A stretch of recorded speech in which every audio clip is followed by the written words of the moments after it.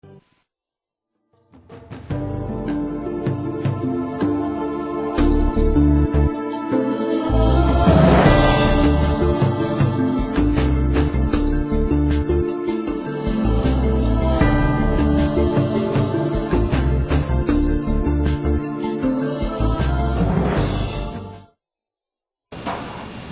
name is Ashley Bates. I'm the program director this summer at Hands of Peace.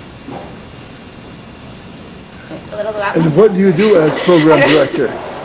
I'm responsible for all of the activities that the kids do outside of their dialogue sessions that they have every morning. So we visit a church, a synagogue, and a mosque. Interfaith issues are a part of this program. We also do fun activities, sightseeing in Chicago, go to Great America, we go on a boat tour. We have some of the XLs, we call them, peer leaders from previous summers come and lead a day of fun games and activities for the rest of the kids. Each day is a little different, but the core of the program is our dialogue sessions that are led by trained facilitators. And then outside of that, the kids do activities in the afternoons and stay with host families of mixed faith backgrounds around the Chicago area. Could I ask you a question, please? Yes. How many different groups are going with the dialoguing each day? Do you know? There's two groups of new participants, and it's a mix of Israelis, Palestinians, Arab citizens of Israel, and Americans. And about how many children are within that mix? So in each group there's roughly, I'd have to look at the numbers, but I think there's about 15 kids in each group. So we're talking about 30 kids right there. 30 kids that are new, yep. And then we have 6 kids who are, we call them XLs, which stands for Extraordinary Leaders. And they're kids that were strong leaders in the previous summers and have been invited back to be role models for the new participants. And they have their own dialogue session that they do separate from the other kids, to talk in more detail about, more substantive issues, and also to talk about building their leadership skills, and also to plan activities that they lead for the rest of the kids. They're given more leadership responsibilities that second summer. Ashley, I was also wondering, when they go back, do they have assignments for the year to get involved in anything, or? We have, we call it our follow-up program, and the kids from the region, the Palestinian, Arab citizens of Israel, and Israeli kids, Jewish Israeli kids, come together once every month or two, usually in Jerusalem, where the facilitators from the program come and meet with them, and they have another dialogue session where they continue to talk about the issues that they began to talk about in the co-ops during Hands of Peace.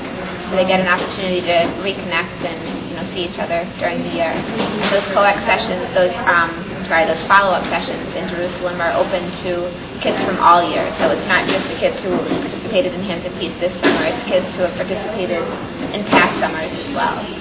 I went to one of those follow-up meetings in February, actually, when I was just getting to know the program and the staff and the kids who have been through the program. And there were kids at those follow-up meetings from the first summer that the program started. That keep coming and keep staying. Wow, you just answered a lot of my questions that really have been on my mind, so I want to thank you so much. You're fantastic. Okay. Yeah. Fabulous.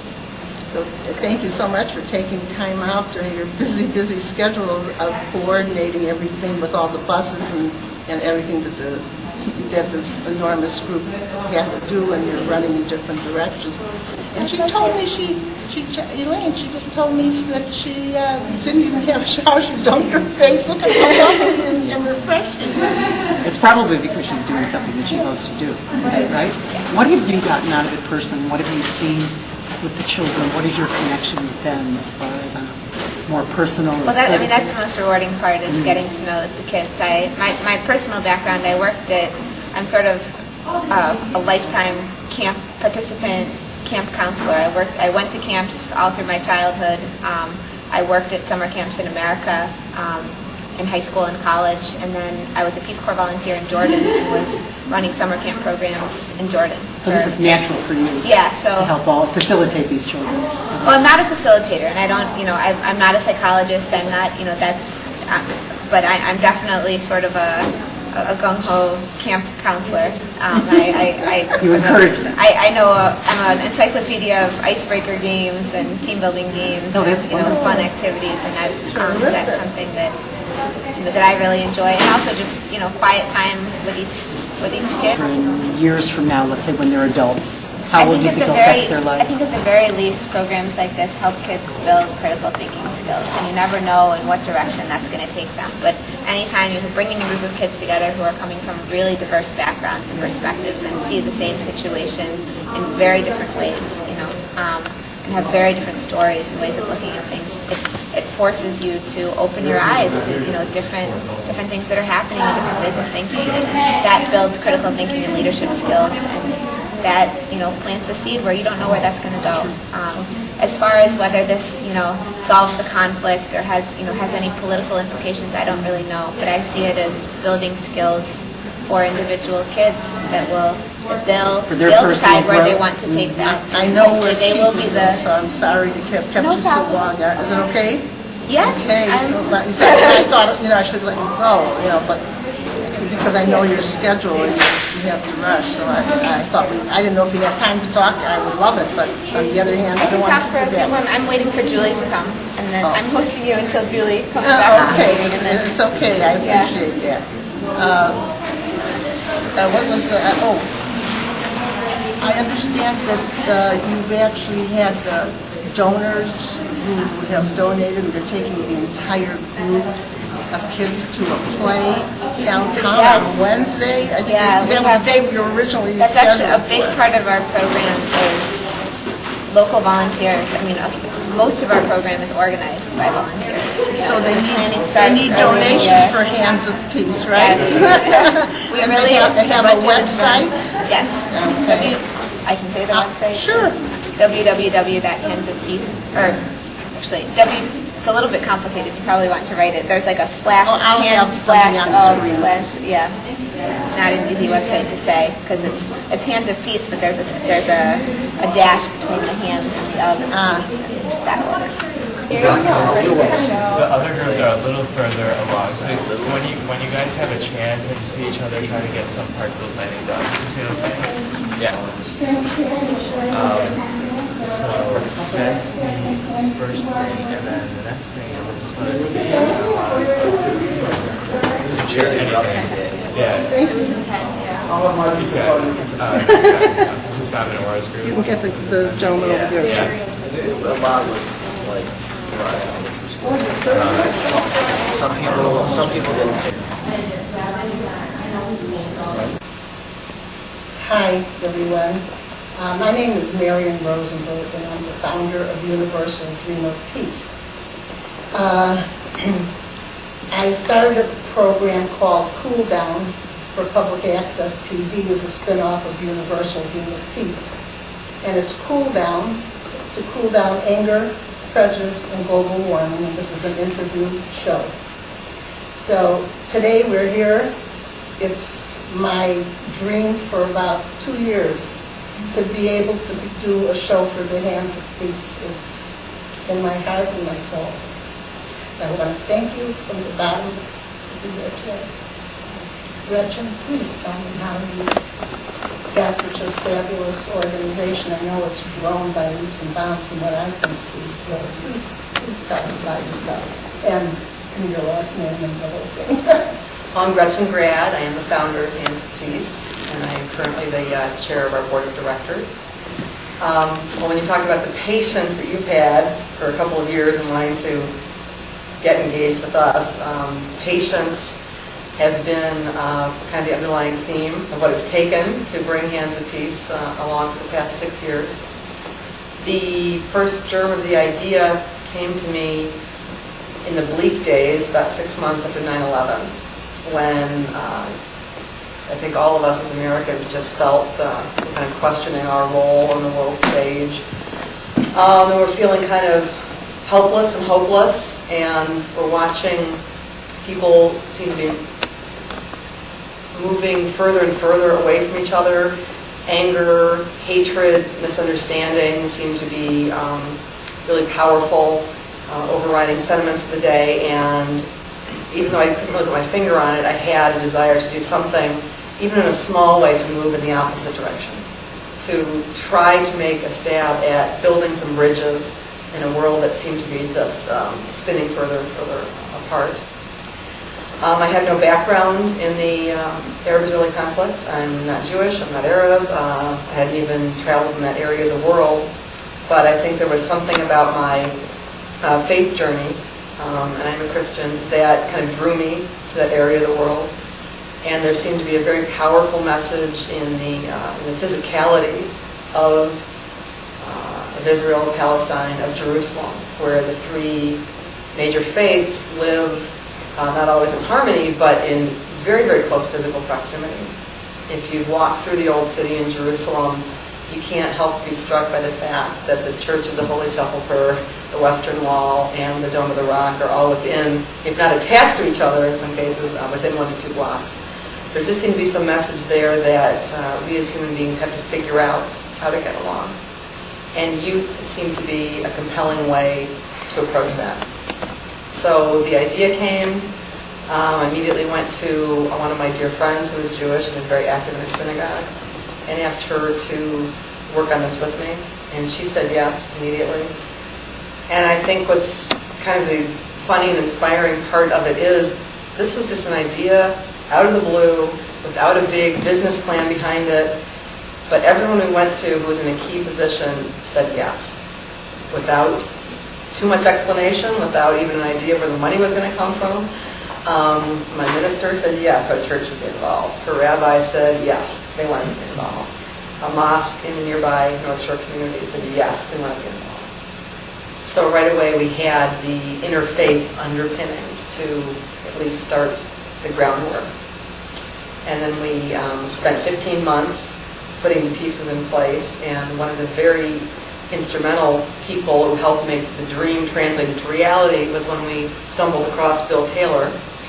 And Bill had a lot of experience working for a similar organization, and we talked about that a bit. But Bill was really instrumental in helping us turn the dream into a practical reality. How do we find kids from the Middle East? How do we find facilitators? What should a program look like? So those are the roots in the beginning. And we've been doing this for 6 years now. I think we had some help. I have no doubt that we've had a guiding hand all along the way. That is amazing. Thank you so much. That inspiration, and I think you touched the core of the world properly, right? Yeah. Amazing. Thank you. Inspiration and perspiration. An awful lot of that too. Yeah, I'm sure that's so. And I'd like to ask our executive director to speak next, if you don't mind. I'd love to. My name is Julie Knack, and I am the executive director of Hands of Peace. I've been involved with the organization for about a year and a half now, and it's truly been one of the most wonderful jobs I've ever had. I came to Hands of Peace because, first of all, I always have an interest in interfaith issues. My own family has participated in programs like Hands of Peace. They have participated in Hands of Peace for programs that have a similar mission and a similar focus. And I've also had training as a mediator and really believe in the power of dialogue to help resolve conflict. So it's kind of those three interests in my past that brought me to Hands of Peace. As executive director, I'm very fortunate because I get to work with people at all levels of the organization. One of my primary jobs is to hire and work with the staff that we have. We have some part-time staff that work year-round. We have regional coordinators, a Palestinian regional coordinator and an Israeli regional coordinator, and they work with me year-round. Right now we're in the middle of the summer program, and the summer program requires a lot of additional staff that I also get to work with. And those are chaperones for the kids who are traveling, and also facilitators who facilitate the dialogue sessions during the summer program. So in my role as executive director, I also get to work with the volunteers that work and really make this program run. And so the people who are in charge of host family recruiting, local participant recruiting, fundraising, communications, all of those kind of behind the scenes tasks that need to get done in order for the summer program to take place and the follow-up program to continue, I get to work with them. So. And I must say, you've had a lot of patience with me, phone calls. Oh, it's been a pleasure, and I've been looking forward to this as much as you've been. I know we were both happy, I think, that this was a possibility. Right. Thank you so much. And now, Alan, Rubin, would you please tell me what it is that you're involved with and do with this program? Sure. Thank you. I'm Alan Rubin. I'm currently treasurer of Hands of Peace, and I'm also co-facilitating our leadership training program with Bill Taylor, a veteran colleague of mine. Should I say a little bit about the nature of the summer program itself? Absolutely. Well, Hands of Peace brings together teenagers, primarily 16, 17-year-olds, from Israel, from the Palestinian territories, and from America, Jews, Christians, Muslims, to enter into a dialogue and coexistence training program. This year we have 37 participants who have come to the Chicago area, hosted here at Oakton Community College, as well as Glenview Community Church and the Jewish Reconstructionist Congregation and the Islamic Foundation of Villa Park, where we have a variety of activities. But the core of the program are dialogue sessions, where representatives from each of the national delegations get together to talk about the conflict, learn how to talk about the conflict in a way that allows others to understand their position, not necessarily to resolve the conflict, but to reach a higher understanding of it. In the leadership training portion, we take the discussion of the conflict to another level, as well as teach them some leadership skills so that they can work with other participants in the coming year as the kids go back to their home communities and continue the peace work that they've begun during the summer program. I want to thank you, and I need to go on time-wise to Bill Taylor. Anything in particular? Please share with me what it is you need to say, what actually you do with the program and how you facilitate it. Good. Alan and I work together. Our name is Bill Taylor, and Alan and I work together just as we did when we were teaching together at Oakton with the returning participants, which we refer to as XLs, or extraordinary leaders. And that's both a aspiration as well as what we're working towards for them to be, that they will be extraordinary leaders. But we each bring our own kind of strength to this process. My role is to try to help the participants think more critically about what they have learned and what they think they know about the history of the conflict, and who has done what to perpetuate the conflict. And Alan's role is the kind of so mine's sort of the intellectual, Alan's is the interpersonal. He's an expert at group dynamics and at leadership development, and so together we fuse our skills in working with the returning kids. That is amazing. And a pet project of mine recently is to wordscanheal.com, and I think what you people are doing is teaching how to use the verbal skills in order to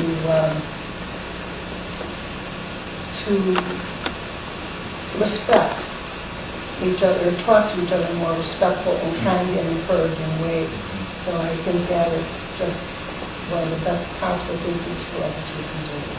And I want to thank you all for agreeing to be with us here. I know you're very rushed and have a busy schedule getting all those kids together, so I want to thank you so much, and I want another hug.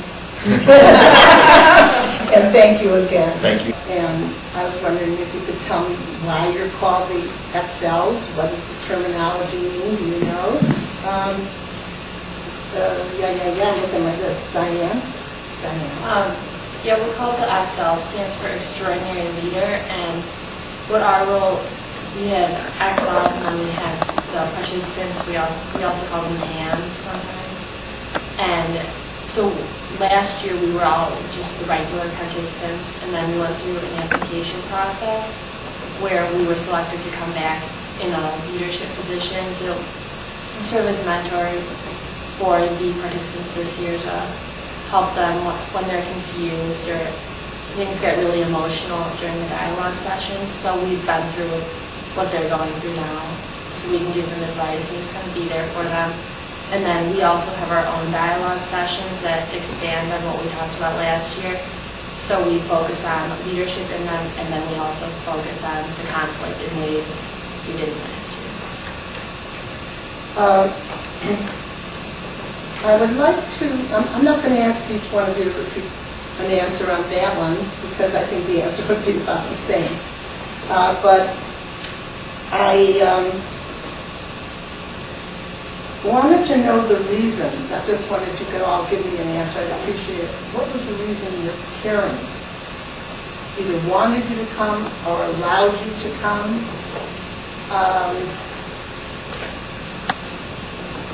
We'll share that, Emily, and then we'll go to Diane. About 3 years ago, my sister actually participated in the program, and my parents thought it was a really wonderful program. So we decided to host another year, and then I would be in the program and be involved. And my parents really wanted me to become a lot more aware, because we really do live in a bubble living in the North Shore. So that was mostly the reason why I decided to become involved. Excellent, very interesting. And Diane? At first, my mom wanted me to do the program a lot more than I wanted to. Like, I went back and forth, and if I really wanted to. So, but I applied, and I was accepted, and I could not be happier that she really, really pushed me to do it. Nadine, what was the reasoning with your parents as to why? Or did they want you to come? I don't know. Like the decision of being involved in Hands for Peace wasn't my parents' decision. It was something that I heard about, and then I told them about the idea, and they just told me, if you feel that you want to do that, just go for it. They didn't really know what is this program about and what do we do. But then after they got to know what is Hands of Peace, they also got to be very interested in the program, and they encouraged me to apply once again and participate once again in the program. You might say your name wrong, Erin. At first, I'm the one that got exposed to how the program runs. They came over to my school, and then I explained it to my parents, and they were very interested, because as a Muslim family, we're not that exposed to what is going on around the world. And this program actually reveals the conflict and actually gives a chance for my family and me to interact with a girl from the region. And it was a nice way to be interacting with a girl to learn about her culture and her traditions and like what's going on back home in the conflict.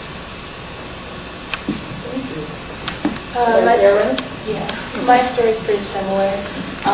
My mom didn't actually know about the program until I told her I was accepted. Then I started jumping around the house. It wasn't until like a week into the program when I told her all the things that we were doing during it that she got really involved and was like, hey, this is great, can I come to these events? And then this year when I applied to be an XL, she wanted to make sure that I was doing it so I get the second year experience. Okay, why were you jumping around the house? I was just so excited because the application process, it seemed like it was hard. It was a hard program to get into, and I was really excited to be able to get this chance.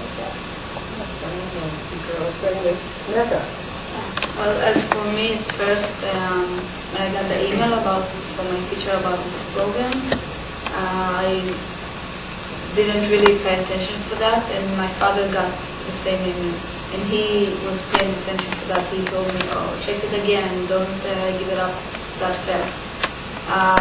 So I decided to apply and got accepted, and he was just fine with that. Like he also was in his youth peace activist, so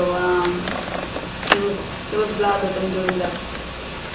Well, it sounds like your family is very open-minded, that you didn't have to see, you didn't have to really have any debates or arguments over your safety or your thoughts about doing this. I mean, that in itself is great. What did your friends think about you coming on this journey, Emily? Well, initially my friends were really surprised because they had never heard of a program such as Hands of Peace, but they also wanted to know a lot more about the program because they thought it seemed really cool. But at the same time, they were like, why would you spend your summer doing this?